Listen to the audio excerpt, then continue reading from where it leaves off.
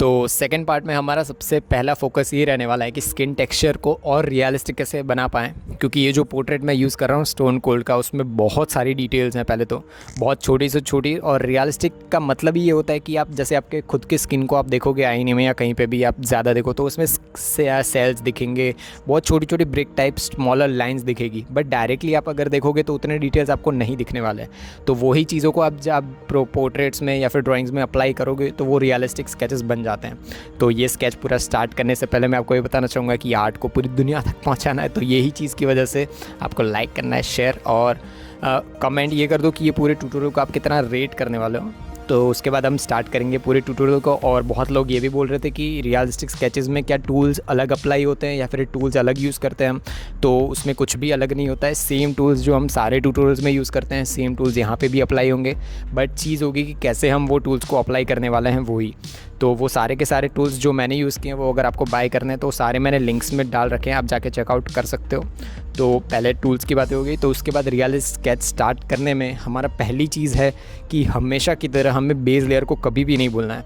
अगर किसी भी चीज़ में अगर आप बेस लेयर को भूल रहे हो, कोई भी पोर्ट्रेट हो, जैसे कि कोई आर्ट्स बना रहा है, कोई एब्स्ट्रैक्ट आर्ट बना रहा है, बहुत कैनवास में आर्ट बना रहे हैं, वो भी अपने पूरे जो बेस होता है उस पर येलो कलर पहले कर देते हैं ताकि उनका बेस एकदम फ्लैट हो जाए, उस पर ज़्यादा वो लेयर्स चढ़ा पाए।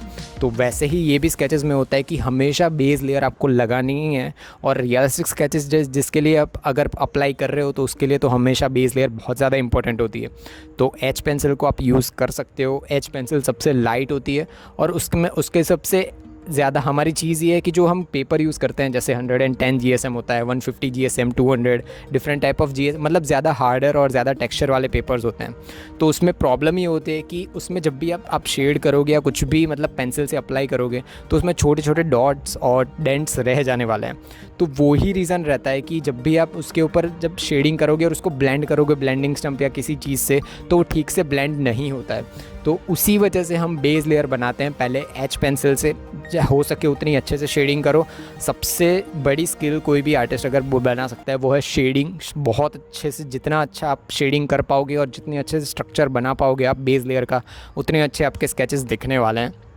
आप उसके बाद उसको ब्लेंड हमने टिश्यू से कर दिया, स्टेप 1 हम समझ चुके हैं। तो स्टेप 2 के लिए हम यूज़ करने वाले हैं 2B पेंसिल या आप 3B। अगर आप स्किन टोन, जैसे कि स्किन टोन हमारे स्टोन कोल्ड का थोड़ा बहुत लाइटर है, तो उसके लिए हम सिर्फ 2B या 3B तक ही जाएंगे। 3B भी सिर्फ जो आईब्रोज और आई लैशेज़ वाला पार्ट है उसी के लिए यूज़ करेंगे।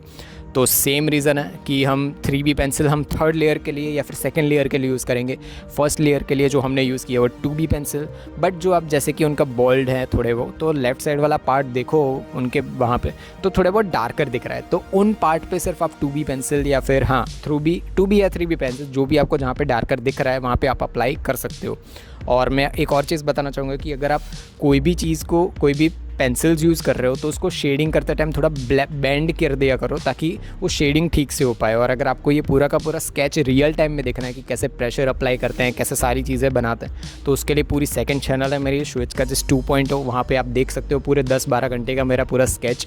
आप भी अप्लाई कर सकते हो सारी चीज़ें जो मैंने अप्लाई की थी और सब बना। और उससे भी बड़ी चीज़ है कि जो भी आप पोर्ट्रेट यूज़ कर रहे हो वो भी कैसा यूज़ कर रहे हो। जैसे रेफरेंस पिक्चर, बहुत सारे लोग जैसे आप कमीशन आर्टवर्क या फिर कुछ बना रहे हो तो आपको पता होगा कि जो भी आपको फ़ोटोज़ मिलते हैं वो इतने HD नहीं होते हैं या फिर उतने उसमें क्वालिटी नहीं होती है। तो जब आप इंटरनेट से या कहीं से भी आप डाउनलोड कर रहे हो पिक्चर्स को, तो उसमें देखना चाहिए आपको कि उसमें क्वालिटी दिख रही है कि नहीं। और क्वालिटी के लिए आपको जितना हो सके उतना जूम आउट करना चाहिए आपके पिक्चर्स को। जितना जूम करोगे उतनी ज़्यादा डिटेल्स दिखेगी। और अगर आपको देखना है कि आपके पास जो भी पिक्चर है वो इतना HD है या नहीं, जूम करो, उसके पिक्सल्स या फिर वो फट जाएंगे, बहुत फ्लैट दिखेगा। तो सेम रीज़न है कि जितना हो सके अगर आपके क्लाइंट है या फिर कुछ भी गूगल से भी अपलोड कर रहे हो आप, तो डाउनलोड कर रहे हो कोई भी पिक्चर्स, तो देखो कि वो ज़्यादा HD है या नहीं। तो जैसे कि हमारा फर्स्ट लेयर हो चुका है, तो फर्स्ट लेयर के बाद सेकंड लेयर सिर्फ उन्हीं पार्ट्स, जैसे कि आइज़ के आजू बाजू वाला अगर आप पार्ट देखो वहाँ पे थोड़े बहुत शेडिंग और थोड़ा बहुत डार्कर है, उसको आप 3B पेंसिल से फिलअप कर सकते हो। 3B पेंसिल से जैसे ही आप फिलअप कर दोगे उसके बाद जो जैसे आइज़ के लेफ़्ट साइड वाली आई है स्टोन कोल्ड की, उसके नीचे का पार्ट देखो, वहाँ पे बहुत छोटे छोटे मैंने डॉट्स बनाए हैं। वो डॉट्स मैंने पहले मैकेनिकल पेंसिल से बनाए थे उसके बाद उसके ऊपर फिर से मैंने जो हमारा सबसे सॉफ्ट वाला मेकअप ब्रश होता है उससे थोड़ा बहुत उसको उसके ऊपर थोड़ा रब कर दिया ताकि ब्लेंड हो जाए। उसके बाद फिर से मैंने मोनो इरेज़र यूज़ किया ताकि उसको मुझे बहुत ज़्यादा रियलिस्टिक बना पाऊँ, बट ये सारी चीज़ें सेकंड लेयर के बाद। उसके बाद जो नोज़ वाला पार्ट है उसमें ऑफ कोर्स लेफ़्ट साइड से लाइट आ रही है, तो ऑफ कोर्स कहाँ पर शेड्स बनने वाला है, राइट में बनने वाला है, राइट। सो नोज़ के राइट साइड वाला पार्ट अगर आप फोकस करो तो थोड़ा बहुत डार्कर दिख रहा है आपको वहाँ पे, ठीक है। उसमें भी कुछ ऐसी जगह है जहाँ पे नाक, जैसे नाक है उसके राइट साइड वाला पार्ट है, वहाँ पे थोड़ी थोड़ी जगह है जहाँ पे हाईलाइट्स बन रही हैं, ठीक है। तो वो पूरी चीज़ बना दी और नोज़ के नीचे वाला पार्ट कम्प्लीटली ब्लैक है।